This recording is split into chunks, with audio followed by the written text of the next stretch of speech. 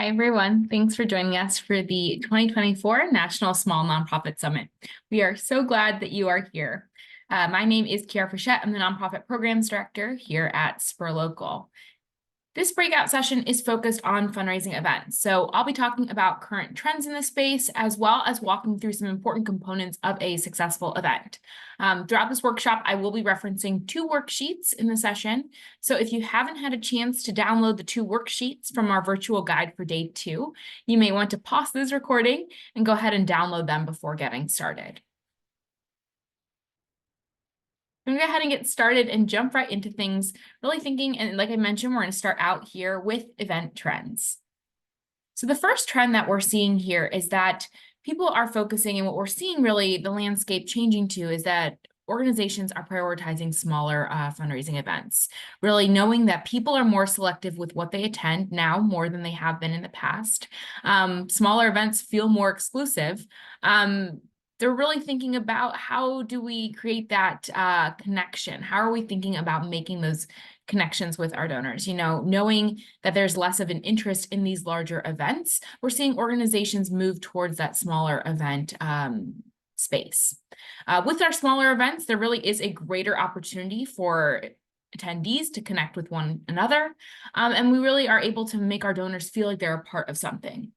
Our goal with any fundraising event is to raise funds, raise donations for our organization. So in having those smaller events, what we're seeing really is that there is a higher opportunity for us to be able to get to know our donors better, strengthen our relationships with them, strengthen the donor community, and it ultimately makes long-term engagement more likely.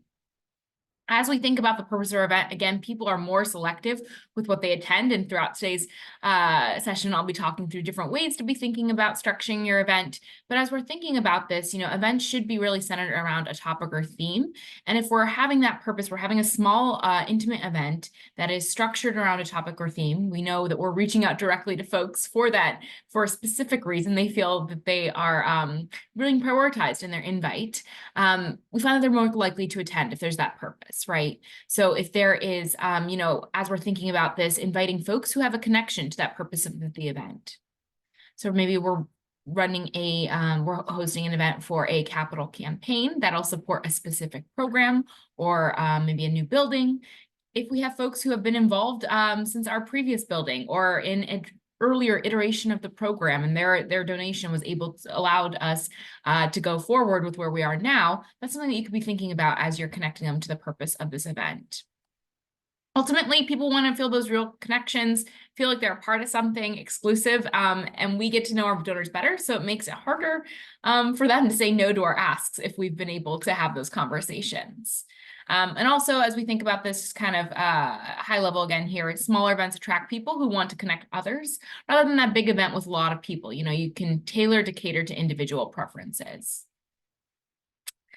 So as we're thinking about this, you know, finally, again here, just as we're thinking about smaller events, it really gives that people a reason to come if they're interested in the topic, rather than just like a larger event where they may not feel compelled to show up. They may feel like if they don't show up, you wouldn't even notice. Really at those smaller events allows for that deeper relationship building. The second trend we're seeing here is that folks are moving towards in-person events, and we've seen kind of a shift back to in-person events that we saw pre-2020. Generally, what we're seeing here is that people are, again, wanting that sense of connection and belongings from multiple years where maybe they didn't feel like they had that. So it's a little bit harder to make those connections virtually, though we do know some organizations are still doing that, but we really are seeing a shift back to in-person for that reason, kind of being around connection, wanting to meet people face to face, feel that sense of belonging. And people want those interactive experiences. So I'll get to that in just a second here, but what we'll want to do as we're thinking about this is implement interactive components within the event to encourage engagement.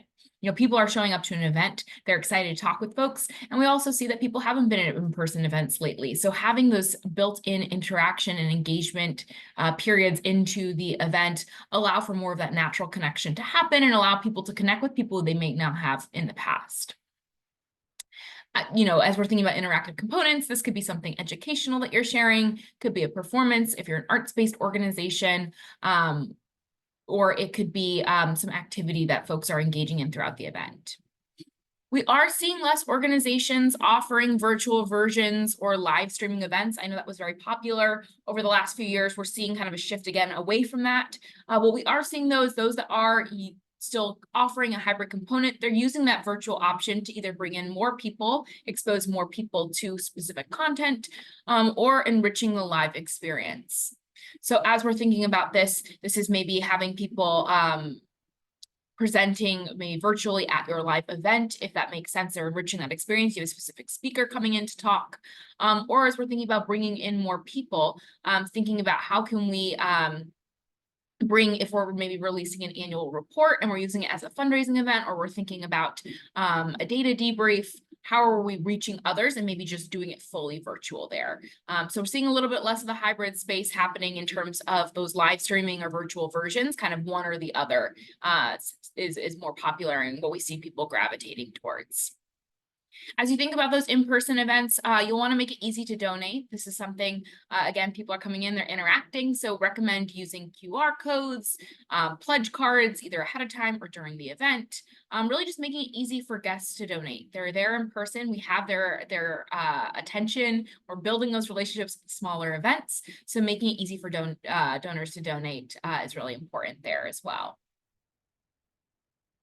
That we're not, when we're also thinking about that, we're thinking about too, you don't want to just making sure that they can donate after the session, or sorry, after the event, clicking a button, which they could do if they were at a virtual event, but just having those options for that in-person donating. Trend number 3 we're seeing here is lower overhead. So this is a little bit more of an internal operational trend that we're seeing, but we're seeing organizations reduce costs to maximize return. And really what we're thinking about here, even big events are not as big as they once were. So we're thinking about, and what we're really seeing is that organizations are thinking about how can they put this event on for a lower cost? How can they do events in new ways? We've had a couple years likely of doing maybe our larger gala style event or any other large annual event in different ways. So as we move forward towards this future, what does it look like? It may not be exactly what it was before, and it's probably not what we were doing in the last few years. So thinking about what does that mix look like, and can we reduce the cost of the event, especially if we're doing less people, or what are people looking for? Can we be prioritizing differently? And then in turn, reducing costs there. So as we're thinking about this, a couple ways to be thinking about actually reducing your overhead. One is in kind. We're seeing that local businesses may not be able to donate or sponsor, but they can often offer goods or services. It's values aligned both ways. They're investing in the community and your work, and you are supporting them and getting the word out about them. This can sometimes lower your overhead costs or add an experience if folks are getting exposed to new organizations. You'll just want to think here too, just making sure that you have time to build that relationship and move forward with that it's not creating additional workflow and that actually makes the event more expensive because you're spending more time doing this instead of other places. For most organizations, the fanciness of the event is not the draw. It really is that connection to the mission. It is the connection and ability to connect with others who are also mission aligned with your work. So just thinking about recentering your mission, impact, and guest feeling. So when we're thinking of what our event may have looked like pre-2020, really just thinking about now, if we're cutting away different parts of the programming, how are we making sure that we're still focused on that mission, the impact, and our guest feeling? This sometimes may mean the opportunity to lower the cost of catering, or it may lower the cost of the venue if we're doing maybe a more casual venue, or we're doing appetizers instead of a plated meal. So really just thinking about what that looks like.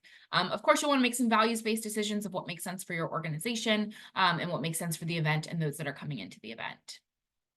And then again, as I mentioned right here at the beginning when we got to this slide, even big events are not as big as they once were. So if you may still have that 100-person event, that gala, but you may be having fewer guests than a few years ago, which may reduce unit-based costs. And then as you're thinking about this, again, we're just seeing that organizations are taking a new approach to the way that they're funding and hosting these events, but you'll want to build out a financial model of net revenue by guest just to ensure that you are prepped and you've budgeted appropriately. And we'll get into that as we get further on in today's presentation. And then finally, we're thinking the fourth trend that we are seeing in this space over the last year or so is really prioritizing guest experience. It's not just a dinner anymore, as kind of mentioned in the previous slides. People want those interactive experiences.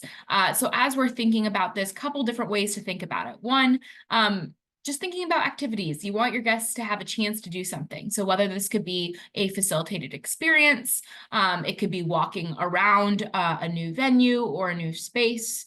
It could be watching a video, a testimonial, just thinking about what else are we providing our guests with outside of kind of sitting and enjoying and being able to meet others.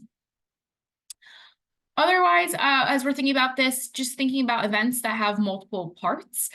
So really thinking about what is that guest experience looking like from the moment they walk in till when they leave. It's not always that single experience across that full time. It's not just a dinner where they're sitting there the whole time. So an example of this is just really thinking about how do we create that guest experience that maybe they're coming into cocktail hour, having an opportunity to mingle and talk with others, maybe who they haven't met. Then we have them doing an activity. Maybe that's watching something again. Maybe they're walking around a space. Maybe there's an auction or something else happening. And then if we are doing that dinner, having the dinner next. And if it's a seated dinner, now we're placing them and we're organizing them around people we know that they should be connecting with. As you want to think about this, just kind of varying the experience to keep up engagement. But really, this is kind of one way to also be thinking about experiential, is really thinking about it in different stages. And then finally, just kind of given this engagement, given that people are focusing and we're seeing organizations trend towards having more experiential or fundraising events, these events tend to just be a little bit shorter since we're focused really on a content-rich experience versus a long evening. With this, you know, shorter timeline with stages gives that sense of movement and progress, progress in our organization, progress in the event, progress in our future. So even having this helps to break up the event for folks too, that they really stay engaged the entire time that we have them.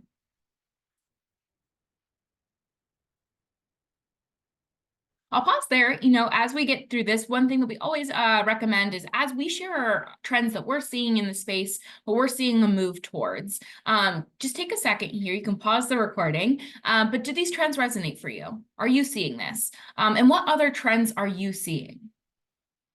It's always good, and we always recommend here just thinking about your own trends that you are seeing in your mission focus area. So if you're an arts organization, are you seeing trends in the art space for events? Has that shifted? If you are in the education space, what are the trends that you're seeing in education fundraising events? So just taking a minute, you know, here, thinking about one, do the trends I'm sharing here for the whole sector resonate with your organization? And if not, or also in addition to, what other trends are you seeing? It's often great to kind of look at our competitors or peers in the field to see what folks are getting people to come to, so we can also think about how we may shift and adapt our own event. So I'll go ahead and move on here to planning our events. And this is really where we're going to get into kind of the meat of today's presentation and talking through what makes it an effective event. And ultimately, you know, our goal is to fundraise and make money and bring in donations to support our work at our events. But as we think about this, first step here is just setting what our goal is. And I like to start here with just our non-monetary goals, because our main goal, right, is that fundraising. We want to bring in dollars for our mission, dollars for our organization. But as we think about this, what our non-monetary goals are, whatever they end up being, will help influence how we structure the rest of our event. So kind of what is the secondary goal that we have? And we want to create goals that really go beyond the dollar value.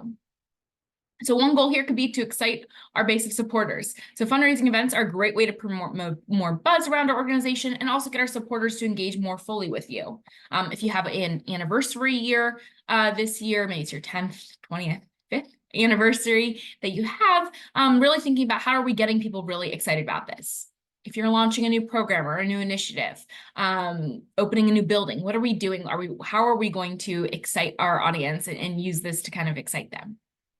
Another thing we could be thinking about, maybe our kind of non-monetary goal for our event is to gain new supporters. So maybe our goal here is that we want to deepen or kind of widen our individual donor base. So we want to spread our message further through methods like peer-to-peer fundraising to capture new folks through the door. So with this, maybe we're thinking about how do we incentivize current supporters to bring their friends to the event? How are we making it easy for those who may not be familiar with other people in our network to come to our event and engage with the people who are there? Another way we could be thinking about this, another non-monetary goal is pitching our vision. So fundraising events are a great opportunity to shine a light on a new idea in the future of your organization. We often see this kind of as a goal for organizations hitting those anniversary years. They're now looking forward towards, here's what you can expect in the next few years with us. There's a change in leadership, kind of pitching the vision of new leadership. New strategic plan, sharing that and using this event as a way to get people excited for the future. And then finally, another non-monetary goal here, and again, it can be something else other than these four, but it's kind of where we see most often, is celebrating success. So using your fundraising event to highlight past victories and highlight what's gone well for your organization. A lot of times as we do annual galas, as we do annual events, this tends to be where we spend time. But if you find that, in where we spend focus, but if you find that, you're really thinking about the new supporters or exciting people about something, you may shift the way that you are planning your mission moment or you're planning your engagement and interactions during the event to really cater towards what this non-monetary goal is. So as we think about this, here are some main components of a successful event. There's 5 big pieces that we always encourage people to be thinking about, with the most important really being the mission moment. And the mission moment is a specific opportunity to feel and see impact of your work. So this could be, again, that video, it could be a client testimonial, or it could be a tangible outcome. And this really creates an emotional connection to the organization and its work for our participants and attendees.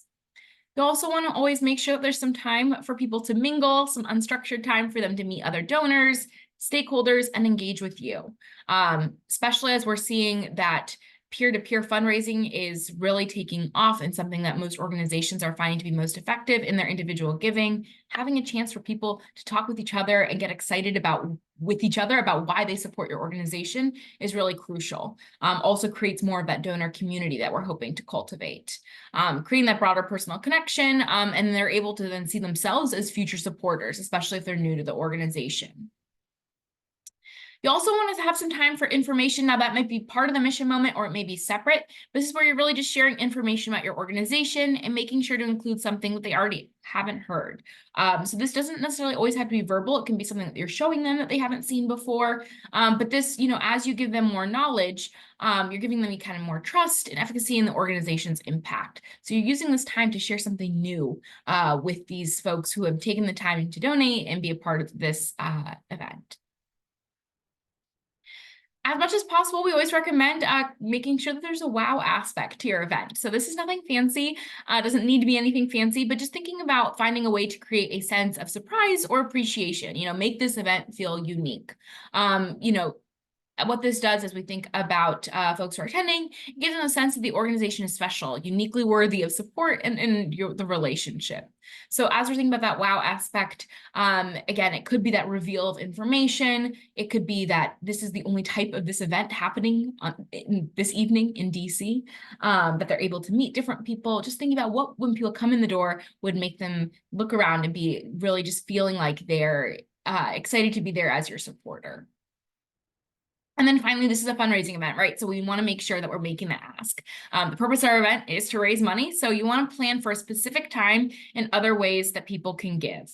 So this is really action that you are driving attendees towards. So you're doing all of this, you're kind of cultivating them throughout the event, really with making the ask. And you want to have multiple ways that people can give throughout the course of the evening. So whether they are thinking there is that pledge card that they can fill out that's already at their place setting at a table, whether that's an auction that you're having, maybe it's a live appeal, or maybe that we're having some other form of way that people can give those QR codes. But you want to make sure that, one, those are those options available, and then at some point during the night an ask is made, that people, if you have a goal for the evening, that maybe you have a meter and you're checking in, we've made X amount of money, here's our goal, we're really excited, we're going to pause here where we'll ask you all to donate. So just thinking about how do you plan for that ask and not assume that it's going to happen because you have the places in place, but really that you're spending some time during the event actually making that ask.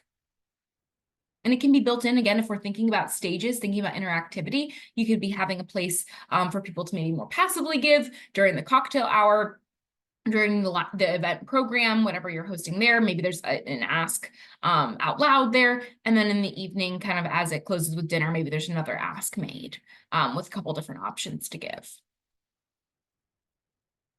So as you see this, I mentioned at the beginning that you may want to download the worksheets that I'll be referencing. All the different pieces I just mentioned here can be found on the worksheet that is a guide to your event program.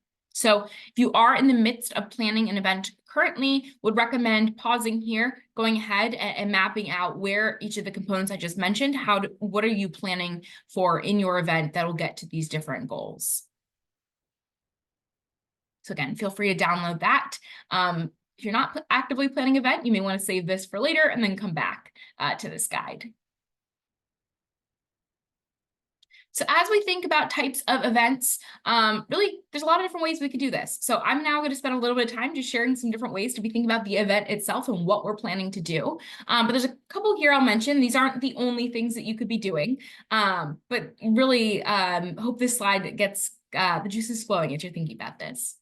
So one is fundraisers. These are smaller, intimate house parties, typically with wealthy donors, major donors who want to network with other influential people. See a lot of these fundraisers happening if you have some major donors, bringing them together, or a board member who wants to host some of their friends over. Oftentimes, this can be that board member shares a little bit about their connection to the organization. You are there as the executive director or development director, sharing a little bit about the organization. Maybe you're revealing something new to this small group of people. And then there's time for them to get to know the organization and spend time and make a donation. So these are smaller, typically at someone's home or going to a dinner, but hosted by either a donor or a board member, kind of bringing people together. Gala is another event that we see. Again, people are moving. We see the move away from galas, or what we used to consider a full gala. People are still hosting them. They're just a little bit more casual and focused on different objectives, a little bit maybe smaller nowadays.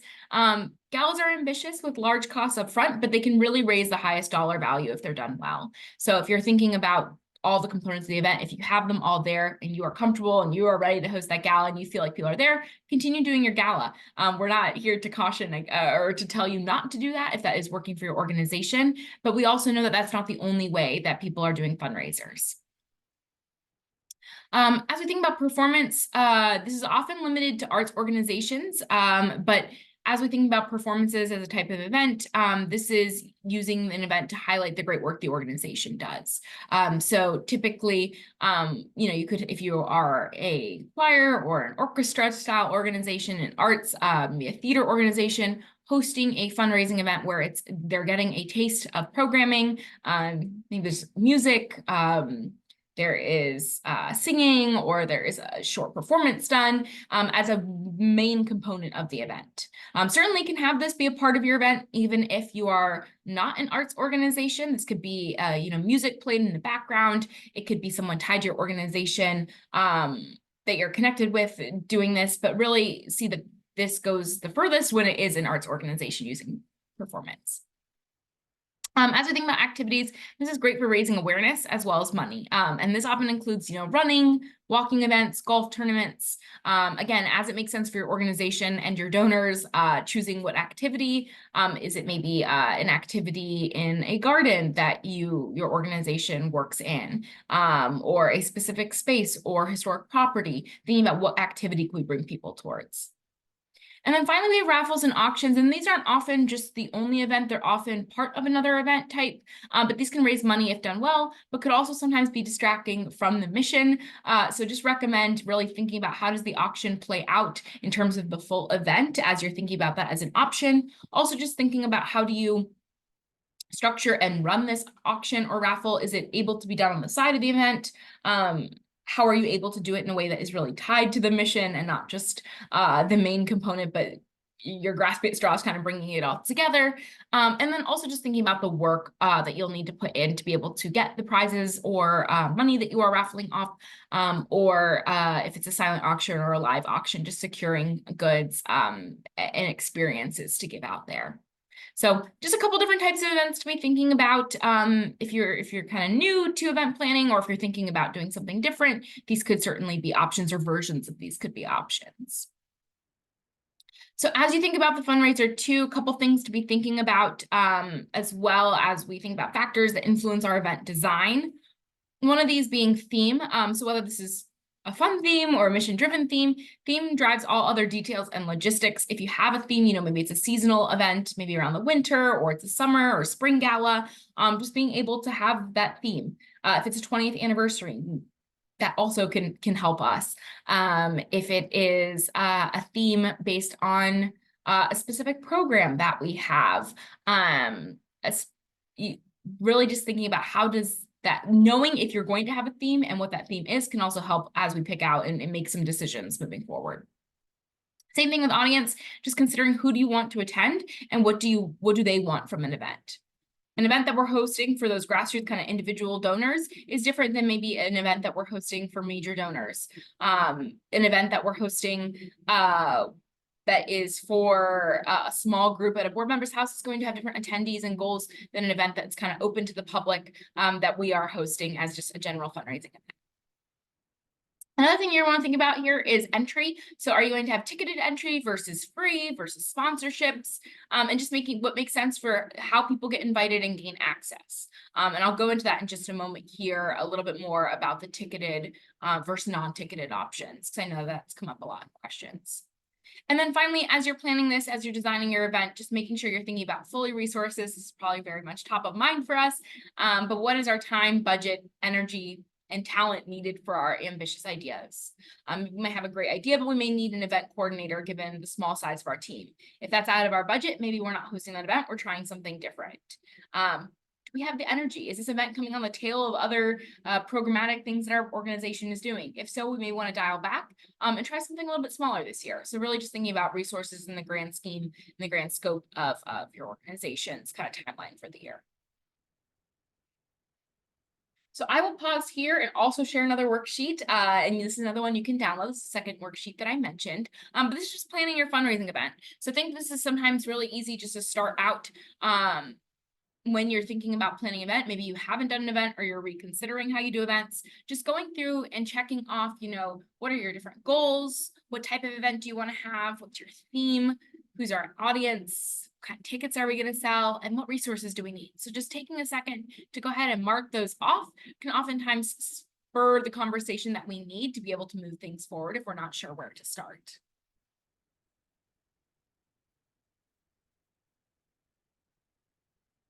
So another question just to pose to you, and of course this is a recording, so you won't be answering live, but how do you design your events with your attendees in mind?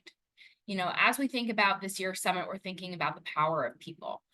We're thinking about how do we really relate to our audiences? How do we make sure that, there's such a power in our audiences, in our donors, in the people that we get to work with and who we impact. So how are we thinking about our event as a way to really leverage what brings people into our organization? How do we use our events to make sure that we are meeting their needs while also getting what we need as an organization out of them, and really thinking about how do we build that relationship? So as you're thinking about this, certainly recommend sitting with your team and just asking each other, how are we designing this event with our attendees in mind? How are we thinking about that guest experience in the way that they're now being able to get connected to our mission further? So once we've set our goals, the next piece here, here are the first decisions. I like to share this slide just thinking about, okay, I have my goal. Maybe you already have your goal. You're doing this event. What do we need to start with? Where are we getting to work here? So these are the first decisions after setting those goals. One, I already kind of mentioned this here, is staffing. So who's responsible for planning this event? Who's responsible during the event?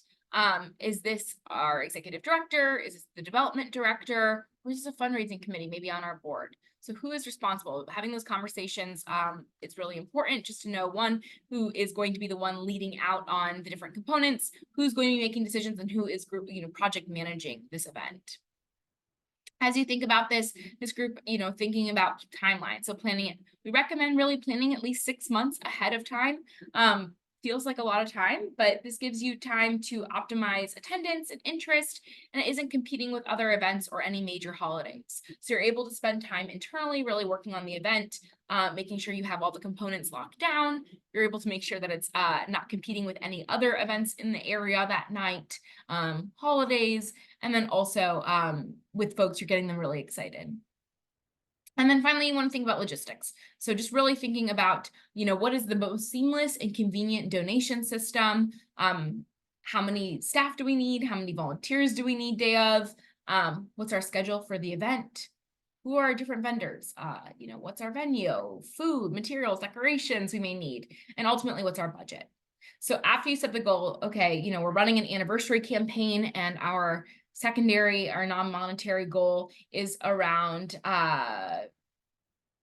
gaining new supporters. So we know that this is our goal. The next thing we're doing really is thinking about what do we need? Where should we host this event? Who's going to be responsible for hosting this event, and planning it, and what is our timeline? As you budget for your fundraiser, I just share the slide. This may not be something that we're thinking about right now in the moment today, but like to have this here of just as you're coming back, some things to be thinking about. Again, if this is your first event with your organization or your first event as an organization, just thinking about the different costs to consider. So as we're thinking about this, thinking about venue, food and catering, entertainment or programming that you may need, and what kind of goes along with that. Any promotional materials, any advertisements you're doing, whether that's printed or virtual online, a donation collection system, thinking about staff time on it as well, and then any swag or gifts. That's not necessarily a huge part of any event, especially a fundraising event, but if there is anything you're giving away during your event, whether that's maybe a sticker, a magnet, a cookie, something that people can take home with them, just budgeting for that. Couple things to think about here. Again, if we're reducing costs, is just considering corporate sponsors or in-kind donations, and also finding some promotional partners as well as donation requests. So if you have those relationships and you're building those relationships with businesses, thinking about how can we have them promote our event on their social media or on a community bulletin board that they have. How can we partner with those that may be donating to our event to be able to promote it further? We also just recommend just checking a few vendors before choosing one. We're in a great area geographically that we have a lot of options for vendors, but just checking with a couple, get your pricing before you choose one, can often kind of help reduce costs there. And then I mentioned this before, but thinking about guest tickets, I won't spend too much time on this slide, but these are just your options for guest entry. If you're going to do those high price tickets, low price tickets, sponsor tables, or if it's going to be free for people to attend, and the pros and cons of each. Free is always a great way to get younger donors, helps to broaden and diversify supporters. But as we think about this, there's not always that sense of commitment to come, even if the individuals didn't pay for it. They're not out any sort of amount of money. So if they don't come, it's not really too much on them. So as you think about this, you don't have any ticket money coming in. So you'll want to think about, one, is this the group we're really trying to target? And how much money are we putting into the event if the tickets are free for people to attend? And what type of event is this?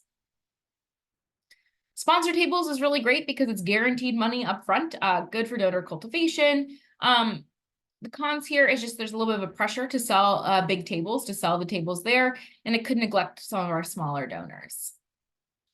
Low price tickets here, easier for people to buy, less barriers to entry. There's still that, I'm giving something to the organization. I'm a little bit more apt to show up to the organization's event, but it won't raise a lot of money from tickets alone. So you may just want to be thinking about, too, how else will you raise money? What other type of appeal will you have for your event?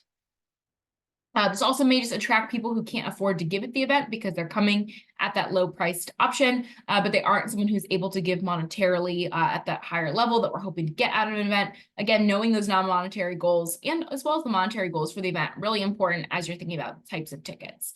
Maybe those low price tickets really work for your organization because you're hoping to get both monetary gifts as well as maybe gifts of time, money, in-kind donations. If that makes sense, this may make sense for you. And then finally, high price tickets, guaranteed to raise a lot of money from tickets. They're likely to actually come to the event. But the con here is just that it can cause barriers to entry to folks who can't pay for it. And so just really thinking about how you're messaging that, how you're getting the word out, what maybe ticket options you have. Are you doing early bird tickets? Are there ways for people who want to get to your organization who can, and you want them to still feel a part of your organization and valued by your organization, making sure there's an option for them as they come into the event.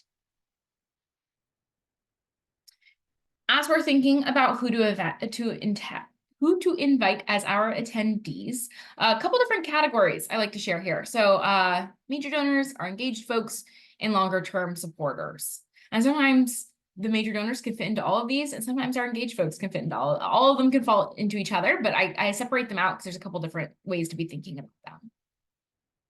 Major donors, and again, depending on the type of event, you're going to want to segment this most likely, but again, wanted to just share some different ways of sending out your invites in different ways if you're depending on the goal of your event.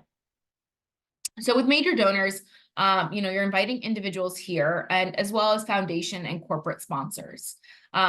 As you're doing this with our major donors that we're inviting to our event, it's really great to be able to invite them to our event personally, whether that's a call or a specific email, or making sure you're following up from a general email specifically to them.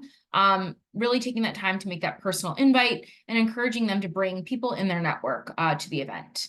Asking them, you can share this with your network, share with your friends. We'd love to have you and XYZ number of attendees come to the event. This is great for engaging in your galas. Again, those larger events, they can buy those tables, they can be sponsors, buy those sponsor tables, really just thinking about it in that way. We're thinking about inviting our engaged folks. These are those active and consistent, maybe donors or volunteers. If we're inviting our clients or our community members that we are working with, just thinking through the purpose of it. How are we making sure that it is not exploitative? How are we making sure that we are inviting people in a way that is authentic for our relationship with them, that allows them to say yes or no to the event? And also, what is the purpose? If the people that we are bringing into the event and our goal is to have those high price tickets, it is an event where we're raising a lot of money. Thinking about, does it make sense to have them there in that way? What is the purpose of that? Are they providing testimonials? Are they are they being celebrated? How are we really just bringing them to the event in a way that isn't bringing them to the event and then asking them to donate when we know that they may not have the means to do so? So just thinking about, if we are bringing our clients and our community in, what's that purpose, right? Just as we're thinking about that, just sharing broadly where our community is most engaged. If we have a lot of volunteers that are really active on Facebook, maybe we're sharing very broadly, about the event on Facebook, just kind of matching where they are to where we're promoting. This is really great. It is great to bring in those engaged donors, those volunteers, those community members, especially for events focused on connecting to the mission, for those smaller events that we really are wanting that kind of first person impact stories being shared. Again, they could provide testimonials to your work in this way. And then as we think about long-term, just focusing on people with 2 or more years of engagement. If newer, you want to be looking for signs of serious engagement and want to make sure that the profile fits the ask. Again, we may want to invite everyone in our network to our gala, but who makes sense to, you can always have it open to all, but who are we making those individual connections to? Who are we reaching out to specifically about the event to make sure they know and that they're invited? Again, these are great folks to have as advocates for your organization. I'll also mention, and as we think about inviting attendees, just thinking about who do we want to give tickets to that'd be really good for relationship building. So maybe we have a sponsor of a program, and it's a great corporate relationship we have. Maybe we're giving them some free tickets to our gala because we want to continue that relationship and that support, even if they're not directly sponsoring the gala. So you may want to also be thinking about too, not only who do we want to invite and why we want to invite them, but thinking about how can we? Should it be a free ticket? Should it be a reduced cost ticket? Is there, again, early bird, or are we expecting them to pay the full price of that ticket? And then finally, as we're thinking about the audience experience, just really thinking about what is the experience of our audience before, during, and after the event. Before the event, really important to make clear the purpose of that event and what attendees can expect to take place. If it is an event where you're going to have that live appeal, note that there's going to be a live appeal. If this is an event where there's a performance, let them know there's going to be a sitting portion or a dinner portion to the event. As you do this, you also want to plan for that clear solicitation during the event. Again, those pledge cards, live appeals, auction, whatever that might be. And then just making sure that when you send logistics to our audience members, that you send them prior to the event and then also day of, or you have a landing page on your site for day of attendance, a guide to attendance, guide to the day of. As all of us, we all have busy and full inboxes. And so just having a day of is a nice touch for people to be able to see and reference, also reduces the amount of questions that come to you. During the event, you'll want to connect with attendees and connect attendees with each other. One thing that we recommend here too is if you have a couple staff members or really, board members, great job for board members, but just dividing specific people that you may want to have conversations with amongst staff, amongst board members, to make sure that those major donors or those really engaged, maybe new donors, specific partners that we've had an opportunity to connect with them in our event, acknowledge that they've been there. So just dividing out who's gonna be in charge of making sure we find that person and have that conversation. During the event, you also want to make it easy for people to give. Again, that mobile giving, QR codes, just simple ways for people to either pledge or give. And then finally, you'll want to send, after the event, all donors a personalized thank you. You'll want to follow up with pledges and then thank all attendees in some way within the next 2 weeks. So as you think about this, you're thanking everyone who's given, anyone who's attended, and then also just what we always see is a good way to kind of continue that relationship, continue that cultivation, is just recapping any hallmarks from the event. Were there any fundraising goals that you hit? A quote from a speaker that you had? Any pictures you have from the event, just sharing them out. And that is a great way to kind of remind attendees, hey, this was 2 weeks ago, maybe you haven't given, you're still going to give. Here's a reminder of what happened at the event and the impact that we're making. The second to last slide I just want to share here is just marketing strategy as we're getting the word out, as we're thinking about that audience experience, just making a plan for what this looks like so we can get that maximum engagement during the event. So as we think about external marketing, if applicable, you'll want to make a separate plan for how to get the word out about the event and how to get new supporters to register. So thinking about how do we do those targeted outreach towards individuals we need to come or that we really want to come, and then just generally how people will know about that we're hosting a specific event.